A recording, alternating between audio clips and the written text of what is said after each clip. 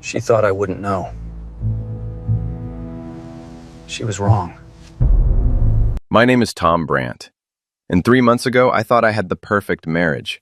Shows you what 41 years of living can teach a man about being spectacularly wrong. I'm sitting in my Honda Civic at 2:47 a.m., watching my wife Clara stumble out of the Marriott downtown with her boss, Julian Drake. She's laughing at something he whispered in her ear, the same laugh she used to say for my terrible dad jokes. Julian's got his hand on the small of her back, guiding her toward his matte black BMW, like she's made of porcelain instead of lies. The thing about being an IT auditor is that you develop a nose for inconsistencies. When someone's expense reports don't add up, when their timestamps don't match their alibis, when their story changes every time they tell it. Clara's been setting off every alarm bell in my professional toolkit for weeks now. "Working late again, honey," she'd said tonight, kissing my cheek with lips that tasted like wine and guilt. "Big presentation tomorrow. Don't wait up." I didn't wait up. Instead, I drove downtown and parked across from her office building. The same building she'd supposedly been burning the midnight oil in.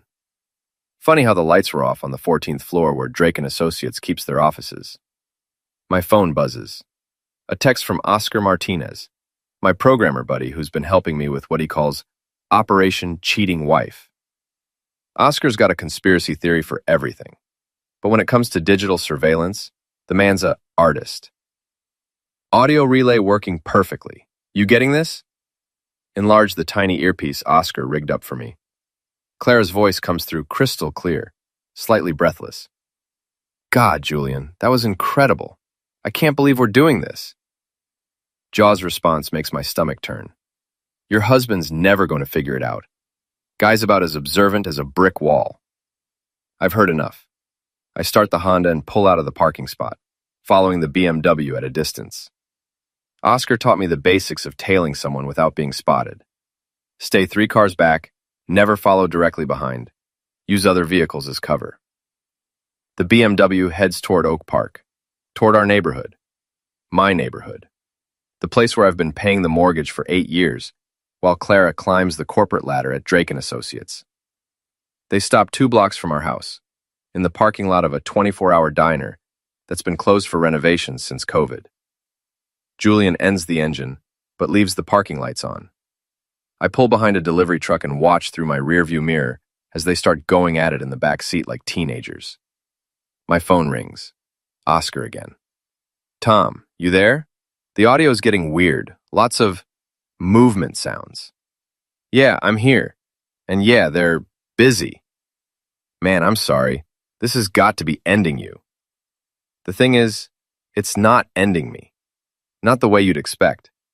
I'm not crying or punching the steering wheel or having some kind of emotional breakdown. Instead, I'm calculating, planning. My brain's shifted into the same mode it goes into when I'm untangling a particularly complex financial fraud case. Clara thinks I'm predictable. She's told her friends I'm boring, that I never surprise her, that I'm the human equivalent of beige wallpaper. What she doesn't realize is that boring, predictable guys like me have one major advantage. Nobody sees us coming. I watch Julian's BMW rock gently in the parking lot and smile for the first time in weeks. "Oscar, remember that conversation we had about hypothetical revenge scenarios? The one where you said you'd never actually do anything crazy because you're too responsible? Yeah, that one. I changed my mind." Clara's humming in the shower. Actually humming. She hasn't hummed in our bathroom since Obama was president. But apparently a night of adultery has put a spring in her step. I'm making coffee and scrolling through her laptop, which she conveniently left open on the kitchen counter. Clara's always been careless with technology. She uses the same password for everything. Ambitious 2019, the year she got promoted to senior account executive. Her email's a goldmine of indiscretion. Messages to her best friend Lacey Patterson, detailing every sordid encounter with Julian. Messages to Julian himself, planning their next business trip to Milwaukee. And most interesting of all, a folder labeled Plan B that's password protected with something other than her usual combination. I hear the shower turn off upstairs. Quickly, I plug in the USB drive Oscar gave me, a little device that copies everything without leaving a trace. While it works, I start breakfast. "Morning, sweetheart," Clara says, bouncing into the kitchen in her silk robe. She looks radiant, glowing even, the kind of glow that comes from feeling desired by someone new and exciting. "Morning. You're up early for someone who worked so late." She doesn't even flinch. Adrenaline from the presentation. We absolutely nailed it. I'll bet you did. How's Julian handling the stress? He seemed pretty wound up at the company picnic last month. Oh, you know Julian. He's got his ways of releasing tension. The USB finishes copying. I pocket it while Clara pours herself coffee. "Tom, I've been thinking. Maybe we should take a vacation soon. Get away somewhere. Just the two of us." "That sounds nice. Where were you thinking?" "I don't know. Somewhere we've never been. Somewhere that might surprise you." She kisses my forehead and heads upstairs to get dressed. I wait until I hear her blow dryer, then call Oscar. "I've got her laptop contents. How soon can you crack a password-protected folder?" "It depends on the complexity. Bring it over after work. And Tom, I've got some news about that audio surveillance we set up." "Surrendered? Good news or bad news?" "Depends on your perspective. I recorded their entire conversation from last night, including the part where they discuss how they're going to handle things if you ever get suspicious." My coffee suddenly tastes bitter. "What kind of handling?" "Let's just say your wife's got some creative ideas about gaslighting. She's planning to make you think you're paranoid, maybe even suggest couples therapy to work through your trust issues." Clara comes back downstairs, dressed in like the restaurant with one things like that. My laters, Clara comes bout downstairs, just in like the wife of Ella Dinches. My joy the time life so farther if you make. I thought me the chief things Claire for coffee. Let's just say your wife's renders back downstairs, dressed in her power suit. The navy blue one that costs more than my car payment. She's applied her makeup with extra care today, probably hoping to catch Julian's eye during their morning meeting. "I might be late again tonight," she says, checking her reflection in the hallway mirror.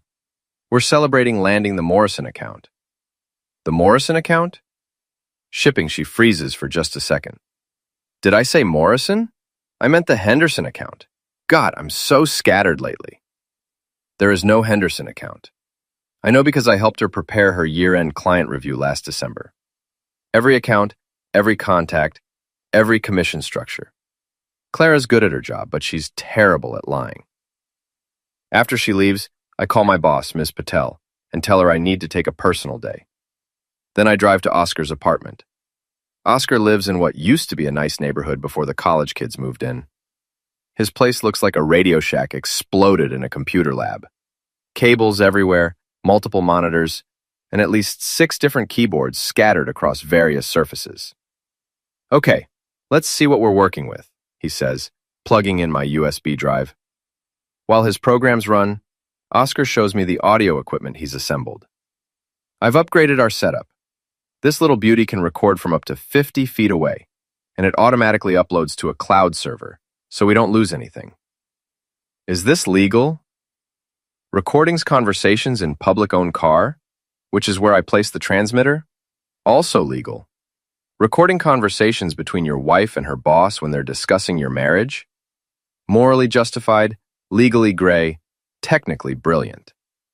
His computer chimes. Got it. The Plan B folder. What we find makes my blood run cold. It's not just evidence of the affair. It's a comprehensive plan for destroying my reputation.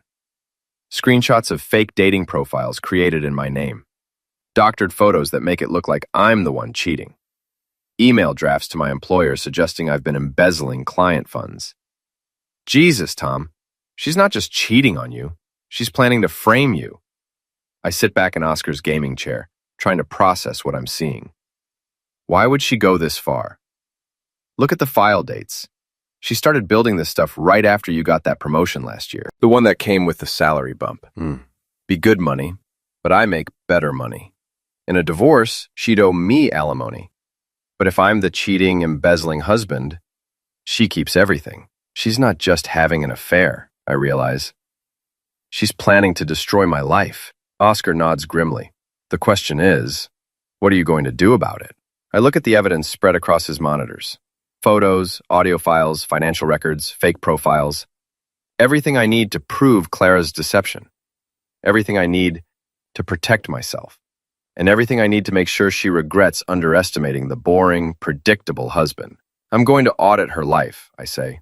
And when I'm done, she's going to wish she'd never learned my name. 3 days later, I'm in my car again, sitting in my car outside Drake & Associates, watching Clara and Julian through the floor-to-ceiling windows of their 14th floor conference room. They're presenting to what looks like the entire company, probably the fake Henderson account presentation Clara mentioned. My phone buzzes with a text from Oscar. Ready when you are. You sure about this? Clara thinks she's been so clever, building her case against me while carrying on her affair right under my nose. What she doesn't know is that boring, methodical auditors are very good at building cases of our own. Do it, I text back. At exactly 2:30 p.m., during what appears to be Julian's portion of the presentation, every screen in the Drake & Associates conference room goes black. Then, Clara's voice fills the room, crystal clear through the building's sound system. God, Lacey, you should see him in bed. Julian's got this thing he does with his tongue that makes me forget my own name. And the best part? My boring husband has no clue. Tom's so predictable, so focused on his little spreadsheets and audit reports. He couldn't spot an affair if I brought Julian home for dinner. Erupts in conference room, erupts in chaos. I can see people pointing at Clara, who's gone white as paper. Julian's frantically trying to reach the AV controls, but Oscar's locked him out of the system. Lacey's voice joins the conversation. What if he finds out? And if he does, I've got a backup plan. I've been documenting some irregularities in his work. Financial stuff. If Tom ever tries to divorce me, I'll make sure he loses everything. His job, his reputation, his precious moral high ground. By the time I'm done with him, he'll be lucky to get a job managing a McDonald's. The audio cuts to a different conversation. Clara and Julian in his car. Recorded just 2 nights ago. Julian, your husband called my office today, asking about the Henderson account. There is no Henderson account, you idiot. I told you we needed to keep our stories straight. Relax. Guy's dumber than a box of rocks. He bought the whole working late routine completely. Clara, still, we need to be more careful. I'm not ready to pull the trigger on destroying him yet. I want to make sure I have everything I need first. The screens flicker back to life, showing a slideshow Oscar prepared. Photos of Clara and Julian at restaurants, hotels, and in the back seat of his BMW. Screenshots of the Plan B folder, including the fake dating profiles and forged financial documents. Email chains between Clara and Lacey, discussing their scheme. The conference room has gone completely silent. Clara's boss, Margaret Hendricks, is staring at the screens with an expression that could melt steel. Julian looks like he's about to vomit. My phone rings. It's Clara. Tom? Tom, where are you? Something terrible is happening at work.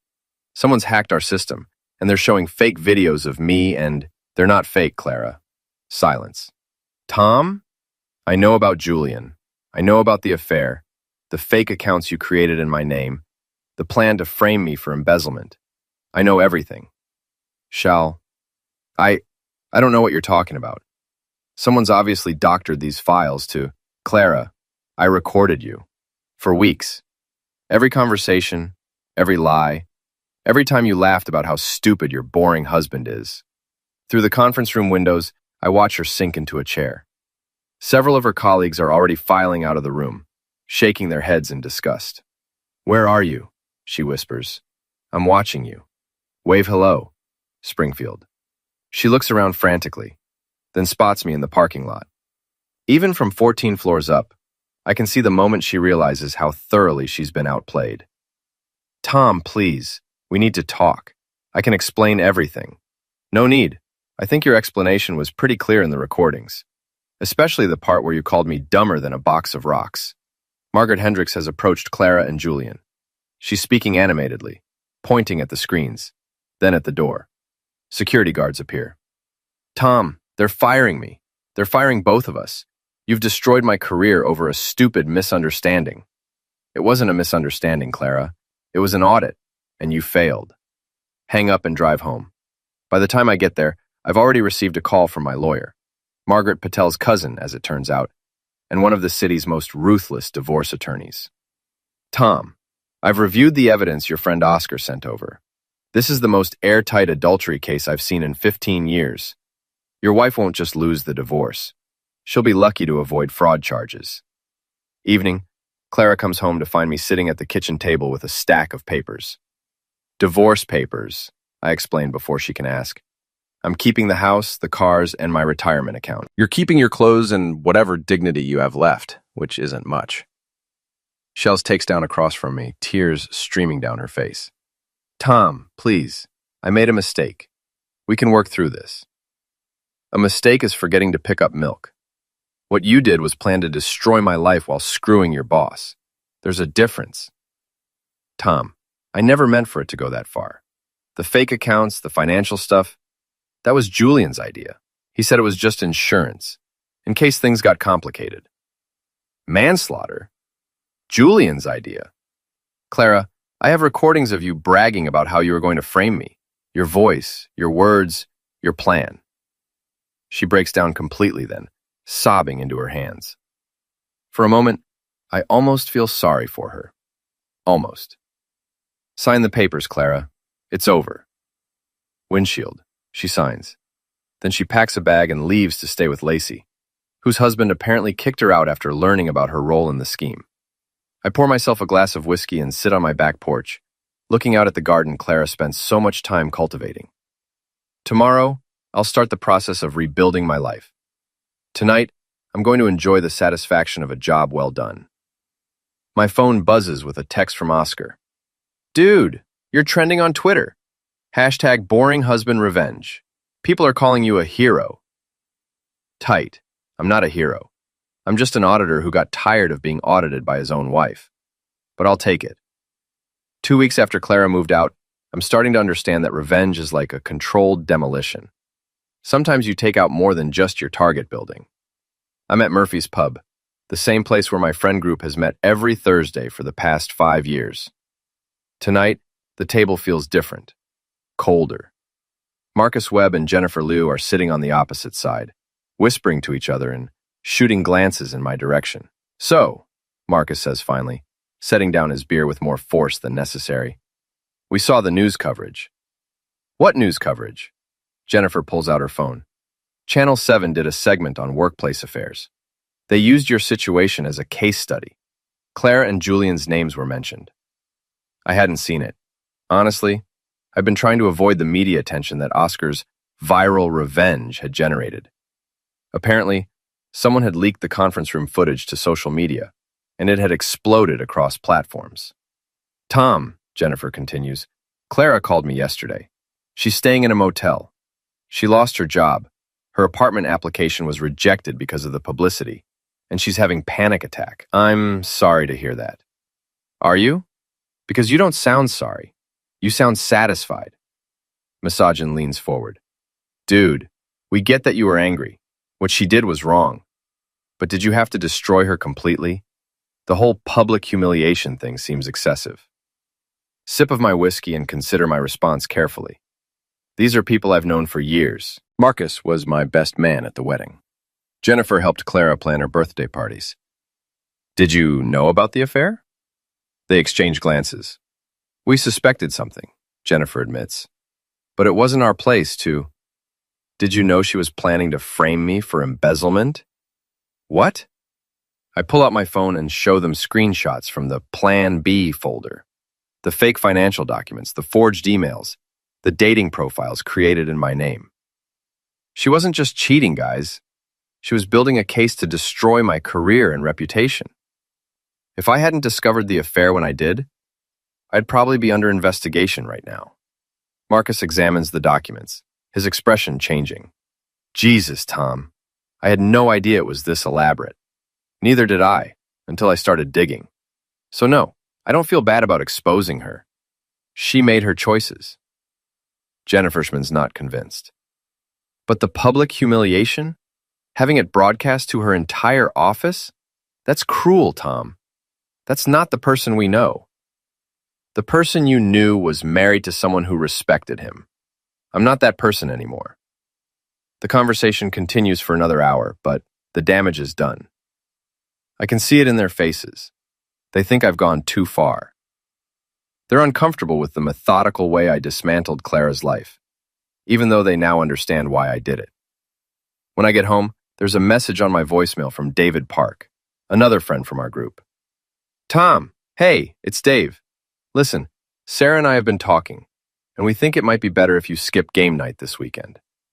Things are still pretty raw, and Clara's been reaching out to people, trying to get support. We don't want to put anyone in an awkward position. Maybe give it a few weeks. Let things cool down. I delete the message and pour another whiskey. My phone buzzes with a text from Oscar. Saw the Channel 7 thing. You okay? Fine. Just learning who my real friends are. That sucks, man. But honestly, if they can't see that she was planning to destroy you, maybe they weren't real friends to begin with. He's probably right, but it still stings. I'd expected to lose Clara. I hadn't expected to lose everyone else, too. The next morning, I'm at my office when Miss Patel stops by my desk. Tom, I need to speak with you privately. Her office, she closes the door and sits across from me with a serious expression. I've received some calls about your situation.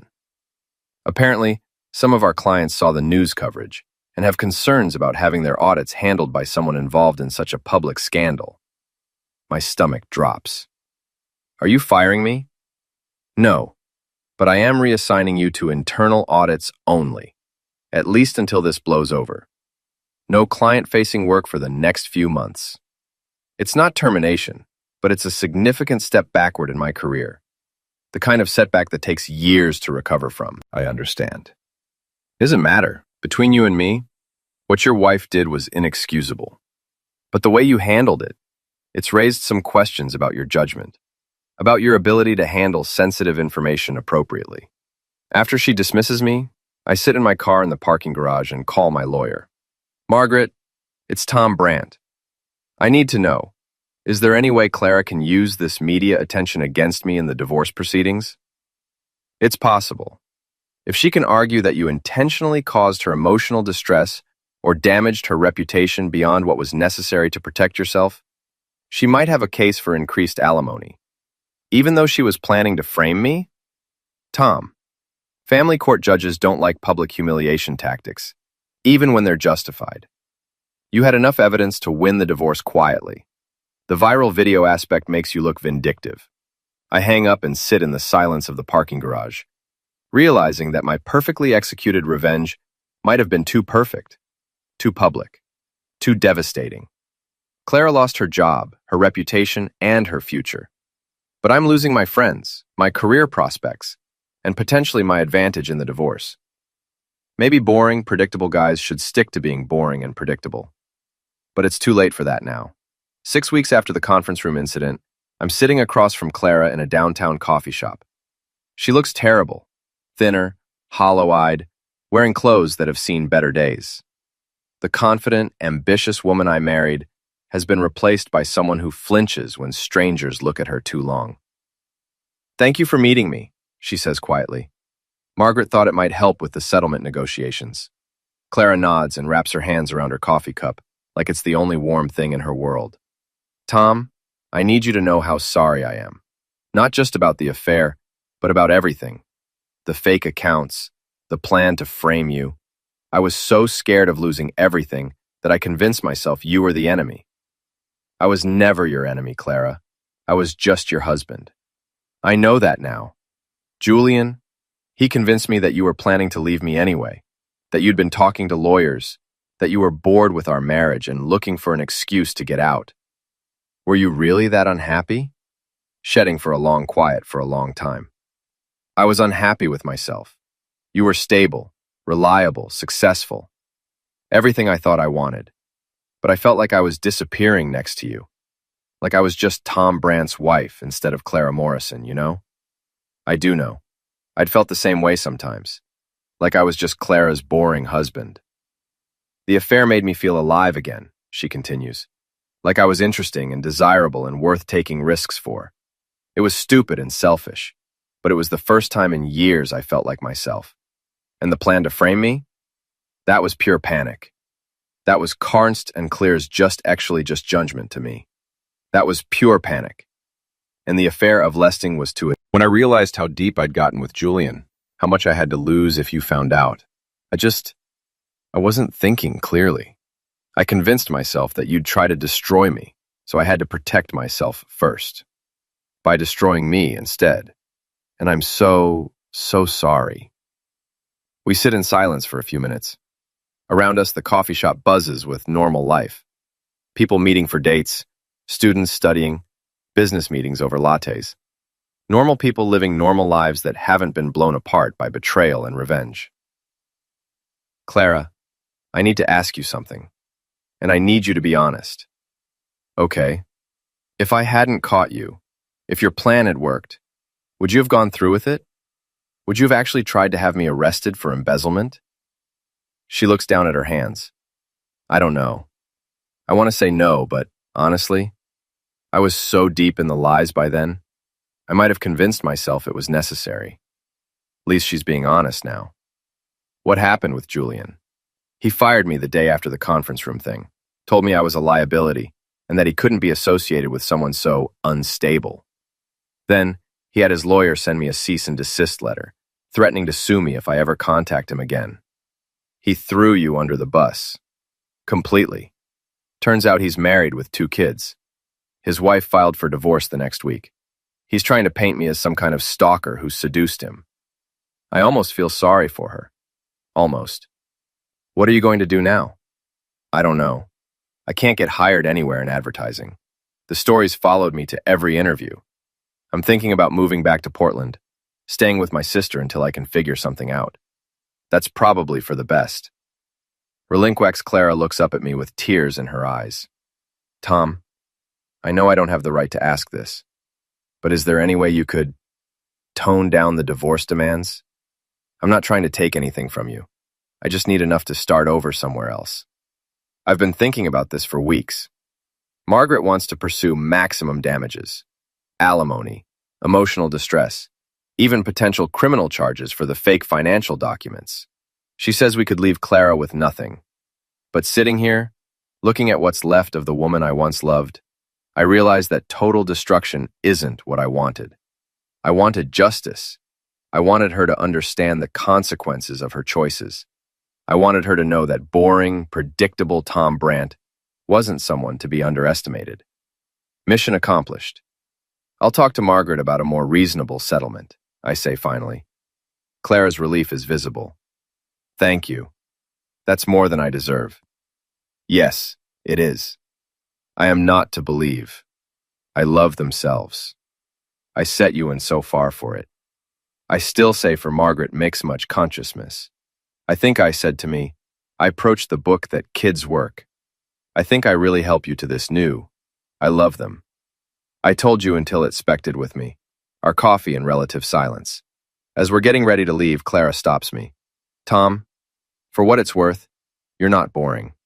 What you did, the way you investigated everything, planned the exposure, stayed 3 steps ahead of everyone. That was brilliant. Terrifying, but brilliant. Amberg, called I used to learn from the best. You taught me how to be ruthless. I guess I did. Outside the coffee shop, we go our separate ways. Clara to her motel room and uncertain future. Me to my empty house and the life I'm still trying to figure out how to rebuild. That night, I call Oscar. How'd it go with Clara? Better than expected. I think we can settle this without destroying her completely. You going soft on me, Tom? No. Just realizing that revenge is like auditing. You need to know when you've found enough evidence to prove your case. After that, you're just being cruel. Deep thoughts from the suburban revenge king. Shup, Oscar. But I'm smiling as I say it. For the first time in months, I'm actually smiling. 3 months later, I'm standing in the empty living room of what used to be our house. The moving truck left an hour ago, taking the last of my belongings to the downtown condo I bought with my share of the divorce settlement. Clara kept her word about not fighting the divorce terms. We split the assets fairly. She got enough to start over. I got enough to build something new. No alimony, no ongoing entanglements, no reason to ever see each other again. My phone buzzes with a text from an unknown number. Tom, it's Clara. I'm at the airport heading to Portland. I wanted to thank you again for being more generous than I deserved. I hope you find happiness. I delete the message without responding. We've said everything we need to say to each other. Oscar appears in the doorway with a bottle of champagne and 2 glasses. Thought you might want to toast the end of an era. Restoring? Are we celebrating or mourning? Both. That's what makes it interesting. We sit on the floor of the empty living room, drinking champagne and looking out at the garden Clara spent so much time on. It's overgrown now, neglected during the months of legal proceedings and media attention. Any regrets? Oscar asks. I consider the question seriously. Do I regret discovering the affair? No. Do I regret exposing Clara's plan to frame me? Definitely not. Do I regret the public nature of her humiliation, the viral videos, the media attention that cost us both so much? Some, I admit. I could have handled it more quietly, achieved the same result without destroying her career. But would it have felt as satisfying? Probably not. And that's the problem, isn't it? The satisfaction was intoxicating. Once I started dismantling her life, it felt so good to be in control for once that I didn't want to stop. You did stop, though. You could have pressed criminal charges, gone after Julian's job, made sure Clara never worked again. You showed restraint, relinquent. Eventually, my phone rings. It's Jennifer Liu, my former friend from the Thursday night group. Tom? I hope it's okay that I'm calling. It's fine, Jennifer. What's up? I wanted to apologize. Marcus and I have been talking, and we realized we judged you too harshly. We didn't understand how bad things really were until David showed us some articles about financial fraud and divorces. What Clara was planning to do to you, that's serious stuff. It is. We were so focused on feeling sorry for her that we didn't think about what you were going through. That wasn't fair. It's a nice gesture, but too little, too late. The damage to those friendships has been done. I appreciate you calling, Jennifer. I really do. Maybe we could get coffee sometime. Start over? Maybe. I'll think about it. Reluctantly, after I hang up, Oscar refills our glasses. You're not going to call her back, are you? Probably not. Some bridges, once you burn them, should stay burned. Fair enough. So what's next for the infamous Tom Brandt? I look around the empty house one more time. 8 years of marriage, reduced to echoes and dust particles in afternoon sunlight. I'm thinking about a career change. Maybe private investigation. Turns out, I'm good at uncovering people's secrets. Corporate espionage? I like it. We could be partners. Martinez and Brandt Investigations. Brandt and Martinez. Alphabetical order. Deal. We finish the champagne as the sun sets through the bare windows. Tomorrow, I'll start my new life in my new place with my new understanding of what I'm capable of when pushed too far. Clara was wrong about one thing. I'm not predictable anymore. The boring husband died in that conference room 6 months ago, along with the marriage and the life we'd built together. What emerged from the wreckage is someone harder, smarter, and infinitely more dangerous to people who mistake kindness for weakness. I'm not sure if that's a good thing or a bad thing, but it's definitely not boring. As we lock up the house for the last time, Oscar claps me on the shoulder. You know what the best part of all this is? What's that? Clara spent months planning to destroy your life, and in the end, all she did was teach you how to destroy hers. That's got to be the most ironic outcome in the history of marital warfare. He's right. In trying to eliminate the threat she thought I posed, Clara created the very enemy she'd feared. She turned her boring, predictable husband into someone capable of systematic, calculated revenge. The student became the teacher. The audited became the auditor. And the marriage that was supposed to last forever became a masterclass in why you should never underestimate the person who knows all your passwords. I get in my car and drive toward downtown, toward my new condo and my new life.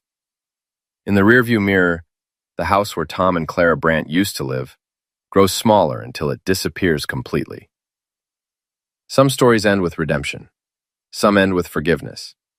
Some end with people learning to love again. This one ends with a middle-aged IT auditor who discovered that the most dangerous person in any room is the one everyone thinks is harmless. Clara learned that lesson the hard way. I hope she never forgets it.